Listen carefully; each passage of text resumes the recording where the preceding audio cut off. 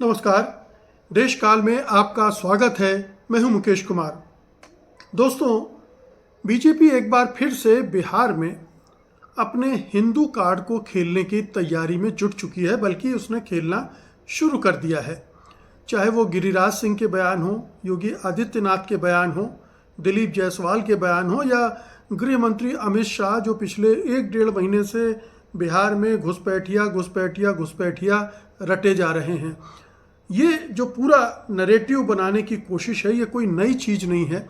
BJP शुरुआत में भले ही विकास की बात करेगी, परिवर्तन की बात करेगी, लेकिन अंत में उसका जो पेट मुद्दा है, जो उसका अपने हिसाब से सबसे ज़्यादा विश्वसनीय मुद्दा है, जिस एकमात्र मुद्दे की वजह से बीजेपी वोट कबाड़ने में कामयाब हो जाती है, वो है हिंदू मुसलमान का मुद्दा। और वो घूम फिर कर वहीं पहुंच जाती है। और बिहार चुनाव में भी हम देख रहे हैं कि अब जो कुछ भी बीजेपी की तरफ से हो रहा है वो इसी के इर्द गिर्द हो रहा है। और वैसे ही नेता अब मैदान में उतारे जा रहे हैं जो इस तरह के बयान दें जिससे हिंदू मुसलमान का पोलराइजेशन हो, ध्रुवीकरण हो और 80-20 की राजनीति का फ़ायदा उन्हें मिले।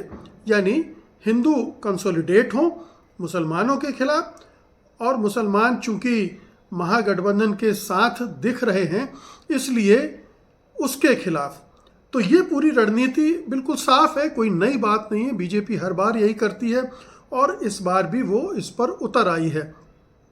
पिछले चुनाव में आप जानते ही हैं कि दोनों को 37-33% वोट मिले थे, केवल 12,000 वोटों का अंतर था। तो नेक टू नेक फाइट अगर उस लिहाज से देखें तो रहती है दोनों महागठबंधनों के बीच में। यह भी देखने की ज़रूरत है कि किसके वोट कहाँ से आते हैं और किस तरह से आते हैं। तो मैं आपको थोड़ा सा वोटों का बंटवारा बता देता हूँ, उसके बाद फिर ये जो बीजेपी का नरेटिव है वो किस तरह से फैलाया जा रहा है और क्या तेजस्वी यादव महागठबंधन उस ट्रैप में फंसने जा रहा है। इन दोनों चीज़ों पर बात करेंगे। लेकिन पहले समझ लीजिए कि 2020 के चुनाव में जो एनडीए को 37% वोट मिले थे, 37% वोट में अगर उन वोटों का विभाजन करें तो 10% वोट अपर कास्ट से आए थे। यादवों ने केवल 1% वोट दिया था। मुसलमानों का भी 1% वोट मिला था। जाहिर है कि वो नीतीश कुमार की वजह से मिला होगा। जो नॉन यादव ओबीसी और प्लस ईबीसी हैं वही सबसे बड़ा चंक था 18% का, और शेड्यूल टाइप का 1% और शेड्यूल कास्ट का 6%। तो ये टोटल 37% वोट एनडीए को मिला था। अब जो एमजीबी यानी महागठबंधन को 37% वोट मिले थे, जरा उनका कॉम्बिनेशन देख लीजिए। अपर कास्ट से केवल 2% आया था। ये भी बड़ी बात है, मैं समझता हूँ। जिस तरह से बीजेपी अपर कास्ट पर खेलती है उसके बावजूद उसमें से 2% वोट इधर आना बड़ी बात है। उसमें से 2% नहीं, ये टोटल जो 37% उसमें उसका 2% हिस्सा जो है अपर कास्ट से आया और अच्छा खासा है वो। यादव 11%, बिहार में तकरीबन 14.5% यादव वोट हैं। उसमें से 11% तेजस्वी यादव की पार्टी मतलब महागठबंधन को मिले थे पिछली बार, और मुसलमानों के 13% वोट मिले थे। मुसलमानों के वोट लगभग 18% हैं बिहार में। 18% में से 13% इधर गए थे, 5% इधर, 1% तो एनडीए को गया, बाकी 4% इधर उधर बटे थे, जिसमें जाहिर है कि ओवैसी की पार्टी ने भी काफ़ी अच्छे वोट पिछले चुनाव में बटोरे थे। और जो नॉन यादव ओबीसी हैं और ईबीसी हैं उसका भी 7% वोट महागठबंधन को मिला था। जहाँ तक एसटी का सवाल है, शेड्यूल ट्राइब्स का, उसका कोई वोट नहीं मिला था। वैसे भी बिहार में बहुत थोड़ा % है शेड्यूल ट्राइब का, और शेड्यूल कास्ट का वोट 4% मिला था। अब एनडीए के 6% के मुकाबले 4% का इसका 37% में हिस्सेदारी थी। तो अगर इसको कंसोलिडेट करके देखें तो जो एनडीए का 75% वोट आया था वो upper caste, non Yadav OBC और ईबीसी से आया था, और एमजीबी का, महागठबंधन का जो 65% वोट आया था वो मुसलमानों और यादवों से आया था। तो ये जो MY समीकरण है आरजेडी का, वो बहुत बड़ी स्ट्रेंथ यहाँ पर है, और वहाँ पर जो सबसे बड़ी स्ट्रेंथ बनती है वो अपर कास्ट की बनती है और नॉन यादव ओबीसी और ईबीसी की बनती है। उन दोनों से बनती है उधर, और यहाँ मुस्लिम यादव के समीकरण से। तो ये अपने आप में एक इस तरह का कॉम्बिनेशन है जिसकी वजह से बीजेपी को एक मौका मिलता है सांप्रदायिक ध्रुवीकरण का, और उसके पास मौका क्या, उसके अलावा उसके पास कोई राजनीति ही नहीं है सिवाय इसके कि वो हिंदू मुसलमान की पॉलिटिक्स करे। और हर चुनाव में, चाहे लोकल लेवल का चुनाव हो चाहे लोकसभा का चुनाव हो, हर जगह यही उसकी रणनीति रहती कि कैसे पोलराइजेशन किया जाए। और जैसे जैसे चुनाव आगे बढ़ता है, अभी तो चुनाव प्रचार शुरू होना है, अभी तो छोटे मोटे स्तर पर चुनाव प्रचार हुआ, उससे ये संकेत मिले हैं कि बीजेपी अब वो सारा जो विकास के मुद्दे हैं उनको अब पीछे धकेलेगी। वैसे ये भी आपको बता दूं कि जो महिलाओं को 10,000 रुपये दिए गए हैं, उसकी काट के रूप में जो तेजस्वी यादव ने घोषणा की कि हर परिवार के एक व्यक्ति को सरकारी रोजगार देंगे, उसने ज़बरदस्त इम्पैक्ट किया है और तकरीबन उस प्रभाव को निगेट कर दिया है, ख़त्म कर दिया है। तो अब जब वो कार्ड नहीं चलने वाला है, नहीं चलता दिख रहा है, तो बीजेपी सीधे उतर आई है सांप्रदायिक कार्ड पर, कम्युनल कार्ड पर उतर आई है। अब कम्युनल कार्ड पर उतर आई है, ये तो बीजेपी का मामला है। नीतीश कुमार का क्या मामला है? नीतीश कुमार भी अब ऐसा लग रहा है कि इस बार खुल्लम खुल्ला नहीं, लेकिन वो भी बीजेपी के इस कम्युनल कार्ड का फ़ायदा उठाने की फिराक में है, क्योंकि हमने देखा था कि 2020 के चुनाव में उन्होंने 11 मुसलमानों को टिकट दिए थे। इस बार हालांकि 11 में से एक भी नहीं जीता था, ये भी हकीकत है, क्योंकि बीजेपी के साथ जाते ही नीतीश कुमार की क्रेडिबिलिटी मुसलमानों में ज़ीरो हो जाती है। इस बार भी वो समझते हुए शायद नीतीश कुमार ने केवल 4 मुसलमानों को ही टिकट दिया है। तो अब पूरा एनडीए इस कम्युनल कार्ड पर खेलेगा ऐसा लग रहा है। नीतीश कुमार की पार्टी भी इस रंग में रंग गई है। अब किस तरह से खेला जा रहा है, जरा इस पर गौर करने की ज़रूरत है कि अगर ये जो कम्युनल कार्ड खेलती है बीजेपी, तो इसको ये एक ट्रैप होगा। अगर आप बीजेपी की पिच पर जाकर खेलेंगे तो बीजेपी को उससे बड़ा फ़ायदा कुछ नहीं होगा, उससे बड़ा ज़्यादा मज़ा कभी नहीं आएगा, क्योंकि वो यही चाहती है, वो अक्सर यही करती है कि जो अपोजिशन पार्टीज़ हैं उसको सांप्रदायिकता के मैदान में खींच कर लाती है और फिर जनता में ये संदेश देने की कोशिश करती है कि जो अपोजिशन पार्टी है या गठबंधन है वो मुसलमानों के तुष्टीकरण करते हैं, मुसलमानों के पक्षधर हैं और हिंदुओं के विरोधी हैं। ये एक पेंट करने की उसकी रणनीति रहती है। तो इस बार भी वो यही कर रही है। घुसपैठिए से लेकर नमक हराम वाले बयान तक गिरिराज सिंह के यही होता रहा है। अब कुछ नए इश्यूज भी उभर कर आ रहे हैं। मसलन एक इशू ये उठाया जा रहा है बीजेपी की तरफ से या एनडीए की तरफ से कह लें कि जो महागठबंधन है वो मुसलमानों को धोखा देता रहा है और उनको सत्ता में हिस्सेदारी नहीं दे रहा है, उनका एक डिप्टी चीफ मिनिस्टर नहीं बना रहा है। अब ये उकसाने वाली कार्रवाई है कि आप एक डिप्टी चीफ मिनिस्टर का नाम लीजिए और फिर जो कम्युनल एजेंडा है बीजेपी का, कम्युनल कार्ड है, उसको चलने में उसको आसानी हो जाएगी, क्योंकि फिर महागठबंधन को ब्रांड किया जा सकेगा कि ये देखो अभी से ये मुस्लिम तुष्टीकरण में जुट गए हैं। तो ये खेल वो खेलने की कोशिश करेगी। महागठबंधन इसमें फंसेगा नहीं फंसेगा ये हमें पता नहीं है, क्योंकि अशोक गहलोत ने प्रेस कॉन्फ्रेंस में कहा ही था कि कुछ और उप मुख्यमंत्रियों की संभावना है।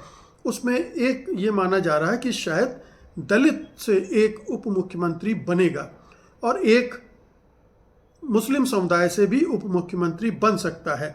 अब ये घोषणा अभी होगी, बाद में होगी, किस चरण में होगी, या चुनाव जीतने के बाद इसको शामिल किया जाएगा। अगर वोटों को मुस्लिम मतदाताओं को भरोसे में लेना है तो क्या यही एक घोषणा रह गई है, या जो घोषणा तेजस्वी यादव ने कर दी है कि हम अगर सत्ता में आए तो बिहार में वक्फ कानून को कूड़ेदान में फेंक देंगे। ये एक बड़ी घोषणा है।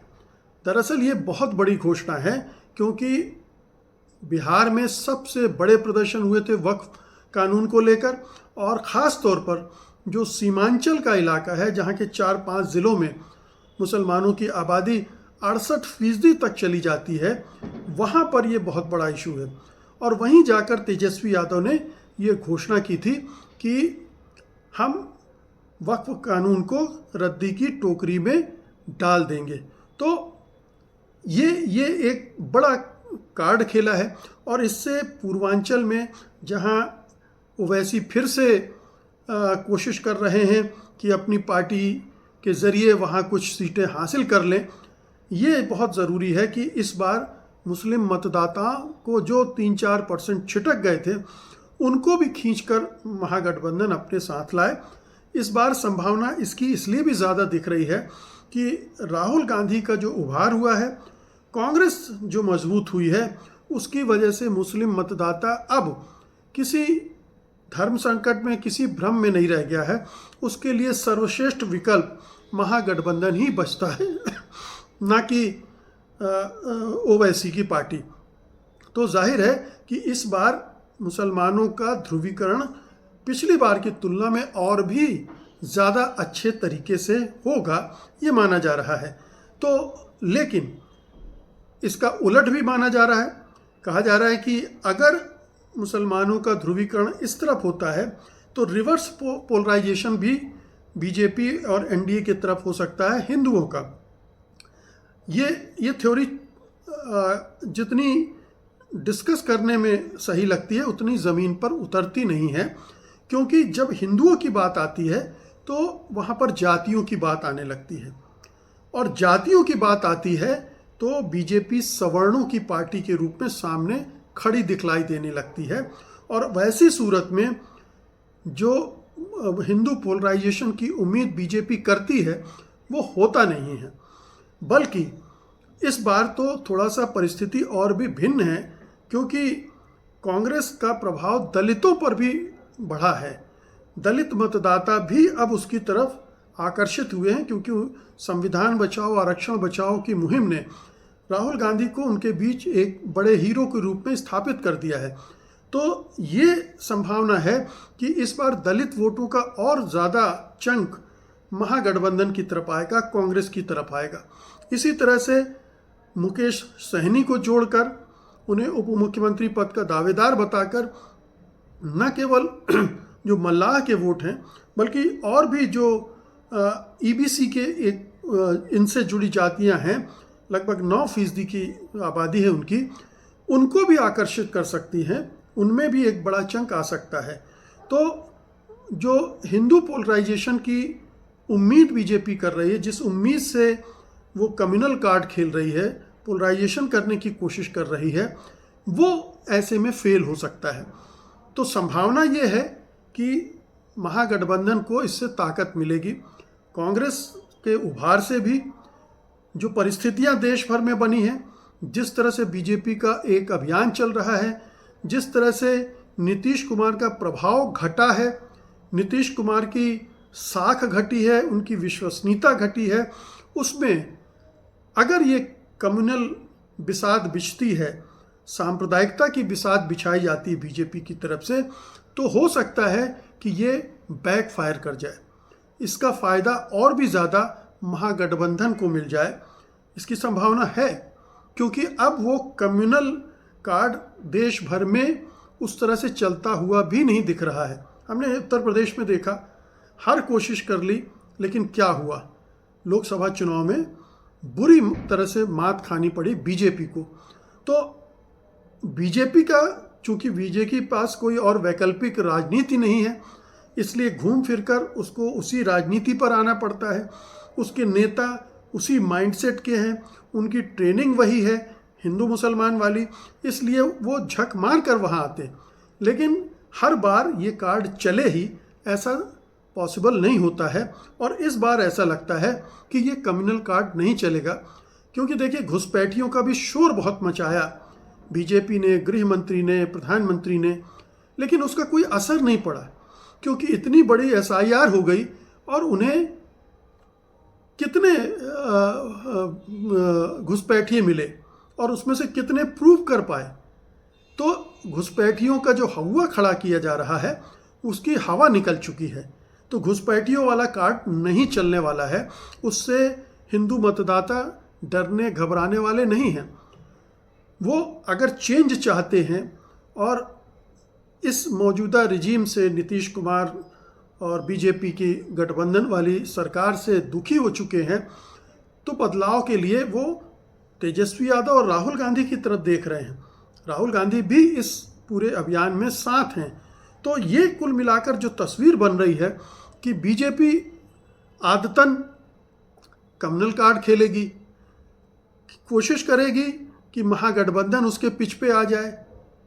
महागठबंधन को बचना है उसके ट्रैप में आने से, लेकिन अपनी विश्वसनीयता को बनाए रखते हुए, अपने समर्थक मतदाताओं के भरोसा को बनाए रखते हुए उसे पीछे नहीं हटना है। जैसे वक्फ बोर्ड का ऐलान हुआ, कानून को कूड़ेदान में डालने का ऐलान हुआ, तो बिल्कुल डंके की चोट पे पूरे महागठबंधन को कहना चाहिए कि हाँ, हम ये करेंगे, ताकि मुस्लिम मतदाताओं के मन में कोई भी शंका पैदा ना हो। यही एक तरीका है बीजेपी से लड़ने का और जीतने का। बाकी जैसा कि मैं हमेशा कहता रहा हूँ कि SIR ने जो खेल कर दिया है, उसके बाद एक अनिश्चितता है, पता नहीं क्या होगा। मैच फिक्सिंग हो गई है, ऑलरेडी धांधली का इंतज़ाम हो गया है, उसका कोई जवाब नहीं हो तो हमें 14 नवंबर को ही पता चलेगा। लेकिन अभी चूँकि चुनाव चल रहे हैं, तमाम पार्टियां गुत्थम गुत्था हैं, तो उन्हें अपनी पूरी ताकत से और पूरी समझदारी से चुनाव लड़ना चाहिए। बहुत बहुत शुक्रिया आपका, धन्यवाद, नमस्कार।